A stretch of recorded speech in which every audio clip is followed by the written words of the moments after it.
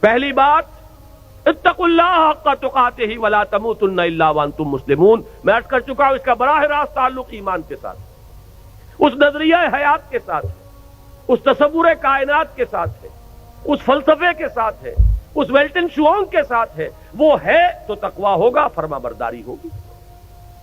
اب جو یہ جیسے میں مثال دیا کرتا ہوں کہ ایک فصیل ہے، اینٹوں سے بنی ہے، فصیل کی قوت کا دار و مدار، استحکام کا دار و مدار دو چیزوں پر ہے۔ ہر اینٹ پکی ہو، پختہ ہو، کچی اینٹ نہ کہیں لگ گئی ہو، جہاں کچی اینٹ لگے گی وہیں اندیشے کی جگہ بن گئی، پوٹینشیل ڈینجر کا مقام ہے، پوٹینشیل ویکنس ہے۔ پھر یہ کہ ان کو جوڑنے والا مسالہ وہ مضبوط ہو، سیمنٹ سبسٹنس، چونا ہے، گارا ہے، سیمنٹ ہے، مضبوط ہو، مارٹر مضبوط ہو۔ تو ایک تو ہے ایک ایک فصیل، ایک ایک بردہ مومن، اتقوا اللہ حق تقاتہ ولا تموتن الا وانتم مسلمون۔ اب ان کو جوڑنا ہے، جوڑے گی کیا چیز؟ جو فکر میں ہم آہنگی پیدا کرے، وہ چیز واعتصموا بحبل اللہ جميعا ولا تفرقوا، اللہ کی رسی کو مضبوطی کے ساتھ مل جل کر تھام لو، اس سے چمٹ جاؤ، تفرقے میں نہ پڑو۔ یہ قرآن ہے جو جوڑے گا۔ بہت ہی عمدہ الفاظ میں علامہ اقبال نے کہا ہے، ماں ہما خاکو دلے آگاہ اوست، از یکائینی مسلمان زندہ است۔ دونوں اشعار سن لیجئے۔ مسلمان کی زندگی جو ہے ایک آئین کے بدولت ہے۔ پیکر ملت ز قرآن زندہ است، ملت کا یہ جسد جو ہے اس میں حیات، روح جو ہے وہ قرآن سے۔ ماں ہما خاکو دل آگاہ اوست، اعتصامش کن کہ حبل اللہ اوست۔ ہم تو خاک کے مانندے جیسے جسد خاکی ہے، اس میں روح ہے جو حیات کا ذریعہ ہے، تو در حقیقت ماں ہما خاکو دل آگاہ اوست، اعتصامش کن، جسد ملی کے اندر وہی مقام جو ہے قرآن کا ہے، مضبوطی سے تھامو حبل اللہ۔ یہی ابھی گزشتہ بدھ کو جو میرا مضمون چھپا تھا، جو الہدیٰ ہی کے سلسلے کی اقساط آ رہی ہیں جنگ میں، شاید نظر سے گزری ہو، وہ اسی موضوع پر تھی، واعتصموا بحبل اللہ جميعا ولا تفرقوا۔ اس کو مضبوطی سے تھامیں گے، اس سے جڑیں گے، اس سے فکری ہم آہنگی پیدا ہوگی، اس کے ساتھ اتحاد فکر و نظر وجود میں آئے گا۔ یہ ہے وہ مارٹر، یہ ہے جوڑنے والی شے، جیسا کہ فرمایا ہے حضور صلی اللہ علیہ وسلم نے، القرآن حبل اللہ الممدود من السماء الى الارض، آسمان سے زمین تک تنی ہوئی رسی ہے اللہ کی، مضبوطی سے تھامو اس۔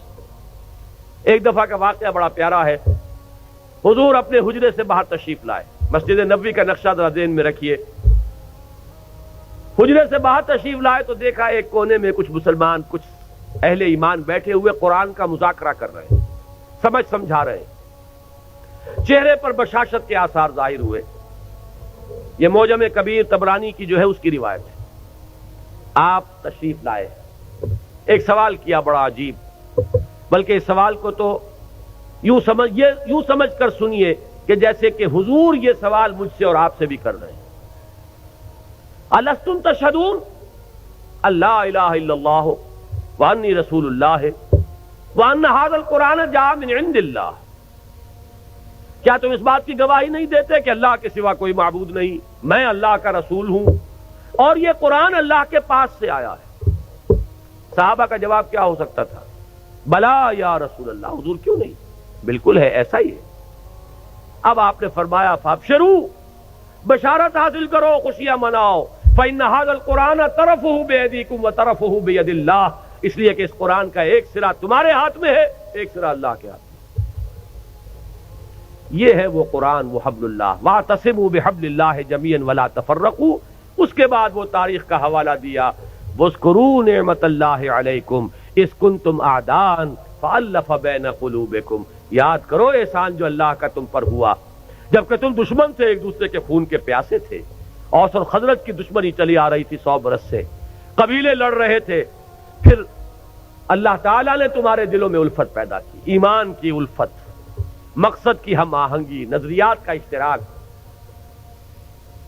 وَكُنْتُمْ عَلَىٰ شَفَا حُفْرَةٍ مِّنَ النَّارِ، جب بھی ان الفاظ سے گزرتا ہوں ایسے محسوس ہوتا ہے جیسے ایک حدیث میں الفاظ آئے فیہ ذکرکم، یہ جو قرآن ہے اس میں تمہارا ذکر ہے،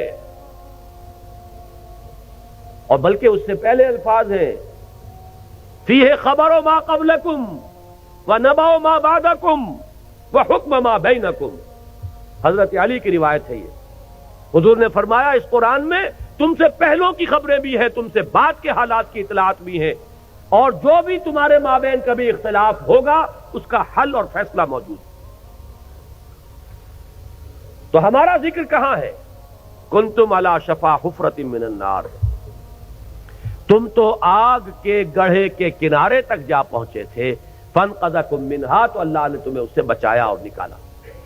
آج جو حالات پاکستان کے، جس کا تھوڑا سا نقشہ میں نے کھینچا تھا، زیادہ تفصیل میں جانے کا وقت نہیں ہے، میرا جو نقطہ نظر ہے میثاق میں اس ماہ کے پرچے میں وہ آ چکا ہے تفصیل سے، لیکن یہ کہ ذرا بھی آنکھ کھلی ہو، شعور کی آنکھ، اور حالات کا کوئی مشاہدہ ہو رہا ہو، تو یہ بالکل رائٹنگ آن دی وال کی طرح یہ حالات سامنے موجود ہیں۔ ہم آگ کے تباہی کے گڑھے کے کنارے تک پہنچ چکے ہیں۔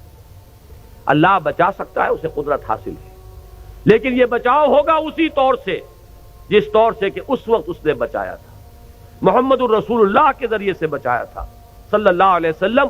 حضور فرماتے ہیں کہ میری اور تمہاری مثال ایسی ہے کہ آگ کا ایک الاؤ ہے، تم اس میں کود پڑنا چاہتے ہو اور میں تمہارے کپڑے پکڑ پکڑ کر گھسیٹ رہا ہوں۔ اس طریقے سے اسی نسخے کو اختیار کریں گے تو بات بنائے گی۔ وَاذْكُرُوا نِعْمَةَ اللَّهِ عَلَيْكُمْ إِذْ كُنْتُمْ أَعْدَاءً فَأَلَّفَ بَيْنَ قُلُوبِكُمْ فَأَصْبَحْتُمْ بِنِعْمَتِهِ إِخْوَانًا وَكُنْتُمْ عَلَى شَفَا حُفْرَةٍ مِّنَ النَّارِ فَأَنقَذَكُم مِّنْهَا كَذَلِكَ يُبَيِّنُ اللَّهُ آيَاتِهِ لَكُمْ آيَاتِهِ لَعَلَّكُمْ تَهْتَدُونَ۔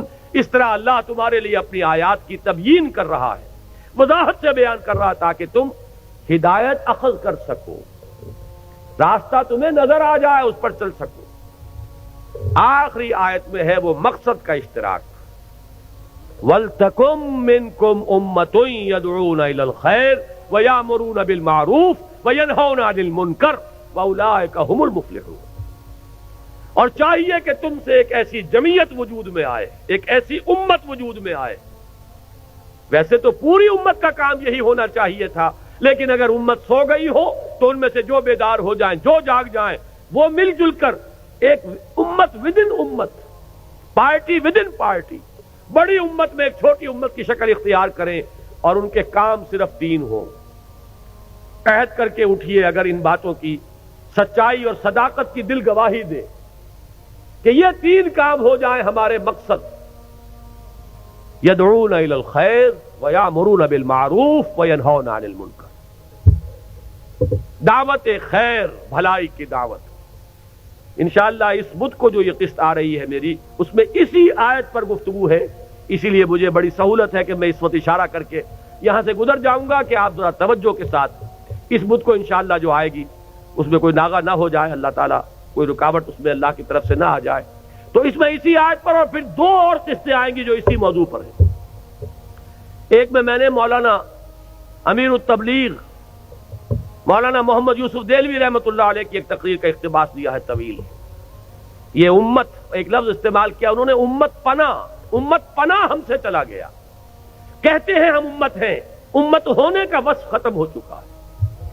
وہی بات جو اقبال نے کہی تھی کہ آج کوئی امت محمد یا امت مسلمہ دنیا میں موجود نہیں ہے، جو چیز بالفعل موجود ہے وہ کچھ مسلمان اقوام ہیں، امت محمد صلی اللہ علیہ وسلم، امت مسلمہ نام سے کوئی شے موجود نہیں، لیکن اسے وجود میں لانا ہے، اس کے لیے جینا، اس کے لیے مرنا۔ قُلْ إِنَّ صَلَاتِي وَنُسُكِي وَمَحْيَايَ وَمَمَاتِي لِلَّهِ رَبِّ الْعَالَمِينَ۔ یہ ہو مقصد، عمل کے لیے یہ ہو ہدف، اپنی صلاحیتوں کے صرف کے لیے یہ ہو میدان۔ دکھائیے جولانیاں اس میں، آئیے مل جل کر ایک امت بنیے، ایک اجتماعی قوت بنیے۔ اللہ کرے گا تو یہی قوت، اسی کو وسعت حاصل ہوگی، اسی سے وحدت ملے گی، اسی سے اتحاد ہوگا، اور یہ ہوگی وہ شے کہ جس کی اس وقت ہمیں سب سے زیادہ شدید ضرورت ہے۔